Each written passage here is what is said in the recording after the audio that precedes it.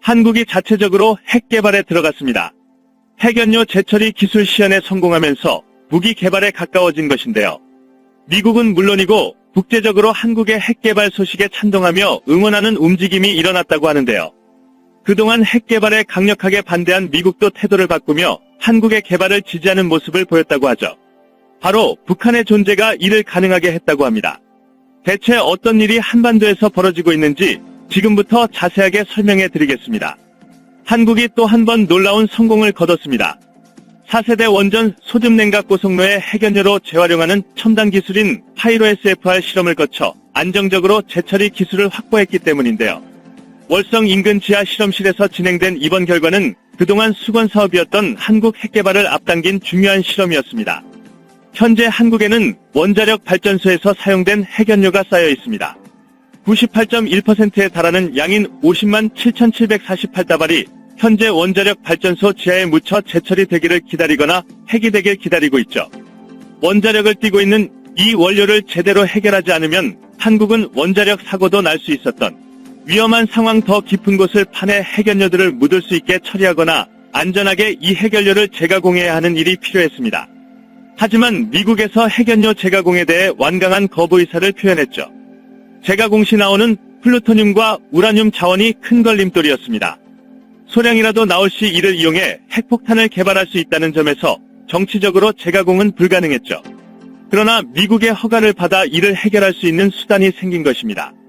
원래였다면 불가능한 재처리의 물꼬를 터준 인물은 우리가 잘 아는 인물이었는데요. 바로 빌 앤드 멀린다 게이츠 재단의 의장 빌 게이츠입니다. 세계에서 일어나는 빈곤과 에너지 문제 해결에 집중하는 그는 원자력에 깊은 관심을 보인 인물입니다.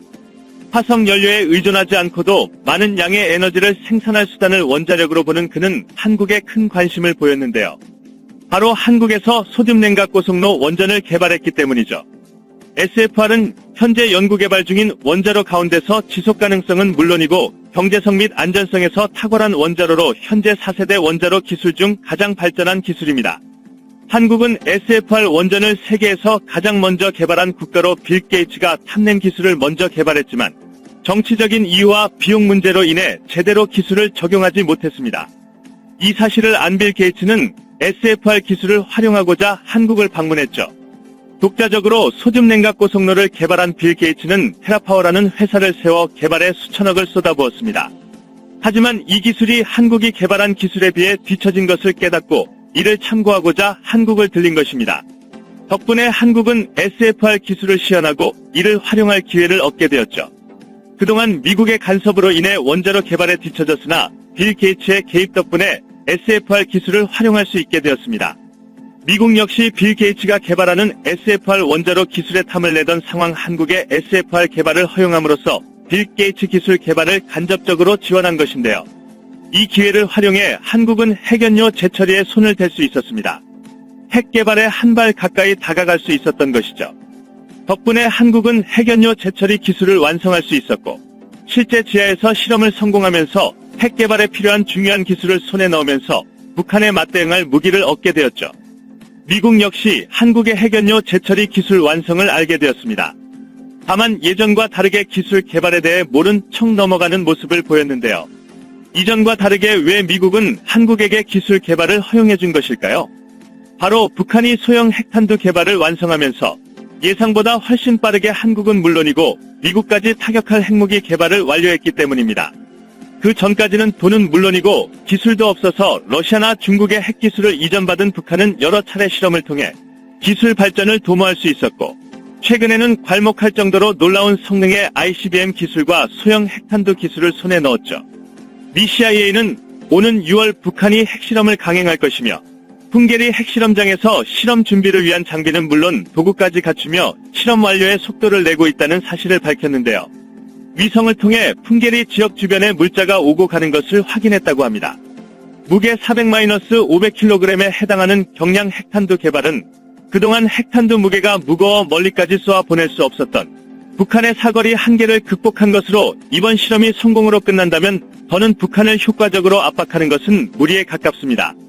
자신에게 마음에 안 드는 일이 있다면 핵을 쏘아 보내겠다고 협박 미국까지 타격할 수 있다고 말하며 한국이 아닌 미국을 협박해 자신이 원하는 것을 얻어낼 수 있기 때문이죠.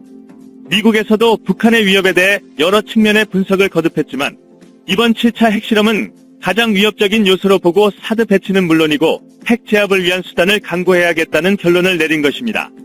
그 수단 중 하나로 한국이 자체 핵 개발을 용인하는 것이죠.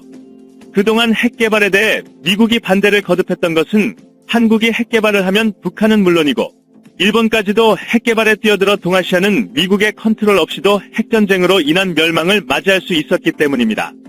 그나마 해구산 보호를 선언하며 한국과 일본을 억제한 덕분에 큰 사고가 일어나지 않았지만 북한이 핵실험을 강행한 끝에 더는 미국의 해구산으로는 부족하다는 현실이 드러난 것이죠. 한국 정부는 이를 위해 미국 핵탄두를 한국에 이전하는 계획을 주장 현재 미국이 운용하고 있는 핵탄두를 한국에 배치하는 방법을 동원, 간접적으로 북한의 핵 도발을 막겠다는 생각을 했는데요. 하지만 미국의 허락이 있지 않으면 핵을 쏠 수도, 그렇다고 움직일 수도 없기에 이 방법은 많은 전문가들 사이에서 비난을 받았습니다. 국가가 온전히 핵을 가질 수 있어야만 비로소 핵을 가졌다고 할 수 있는 것이죠. 그 결과가 바로 핵연료 재처리 실험입니다. 이번 실험에 대해 미국 아이다호 연구소, 아르곤 연구소는 물론이고 한국원자력연구원이 연구한 결과를 보고서로 작성 JFCS에서 이를 허락하면서 핵 개발이 빠르게 진전되었습니다. 서울대학교 공학전문대학원 교수인 핵공학자 석윤열에 따르면 한국은 1조 원만 핵 개발에 투자하면 그 이후로 핵무기를 찍어내는데 100억 원 정도만 투자하면 된다고 말하며 한국 과학기술 수준과 보유하고 있는 플루토늄 양만 계산해봐도 핵무기 5,000개를 만들어낼 수 있다고 바라봤는데요. 이번 재처리 기술 실험이 성공함에 따라 핵무기 개발 완료까지 대략 1년 정도의 시간이 소요될 것으로 분석됩니다. 이 기간 동안 북한의 도발에 맞서 미국과 공동 대비를 한다면 충분히 한국은 핵무장을 통해 핵보유국으로 거듭나게 되는 것이죠. 국제원자력기구 역시 한국의 재처리 기술 실험 성공을 알게 되었고 이에 대해 지지하는 의사를 표명하며 한국 핵개발에 긍정적인 답변을 보냈습니다. 특히 올해 9월부터 IAEA 의장국을 맡게 되는 한국이기에 이번 핵개발 지지는 의미 있는 메시지라 볼 수 있는데요. 미국 보수논객인 더그 밴도우는 한국 핵무장에 첫 발을 내디딘 것에 축하의 메시지를 보내며 박정희 대통령이 과거 선견지명을 보인 일이 지금에서야 결실을 보게 되었다며 핵무장은 한반도만이 아니라 중국까지도 영향을 주는 중요한 결정이라며 칭찬했습니다. 미국 전략국제문제연구소의 브래드 글로서먼 국장과 데이빗 센토리 선임연구원은 월스트리트 저널 기고문을 통해 무력감을 느끼던 한국에게 단비와 같은 소식이며 이는 한국만이 아니라 미국에게도 중요한 소식이라며 박수를 보냈습니다. 국제사회가 얼마만큼 북한을 문제적으로 바라보는지 잘 알 수 있죠. 하지만 모든 국가가 한국 핵무장에 대해 찬성한 것은 아닙니다. 가장 격렬하게 반대한 일본과 간접적으로 핵 영향에 놓인 중국은 한국의 핵무장에 대해 부정적인 의사를 내비쳤죠. 특히 일본의 핵개발을 부르짖으며 위협에 맞서 강한 일본을 주장했던 아베 신조 전 총리는 한국의 핵개발 소식에 충격받으며 평화를 지키는 일본이 핵을 먼저 가져야 한다고 주장 핵을 맞은 일본이야말로 누구보다도 핵을 선용할 수 있다고 주장했다. 자민당 내에서도 비핵 3원칙에 대해 예외를 두어야 하며 한국에서 개발했다면 일본도 개발하지 않을 이유가 없다고 주장 예상했던 대로 일본도 한국처럼 자체 핵연료 재처리 기술을 동원해 핵을 개발하겠다며 나섰는데요. 하지만 IAEA는 이러한 일본의 주장을 일축했습니다. 핵에 대해서 한국이 재처리 기술을 보유하고 개발에 나선 것은 어디까지나 북한이라는 존재 때문이라고 주장했으며 일본의 경우 미 태평양 함대는 물론이고 해구산으로 충분히 대비가 가능하다고 말하며 한국은 어디까지나 예외적인 상황이라고 언급했죠. 이미 일찍이 일반 시민들과 군사 전문가들은 한국의 자체적인 핵 개발에 찬동하는 상황 이번 기회를 통해 한국은 수권을 이룰 수 있게 되었습니다. 그 어느 국가의 위협에도 당당하게 맞설 수 있는 핵무기를 보유하게 된 한국이 드디어 북한의 위협에서 벗어날 수 있기를 바라며 더 이상 북한에게 휘둘리지 않는 강한 한국이 되길 염원해 보겠습니다.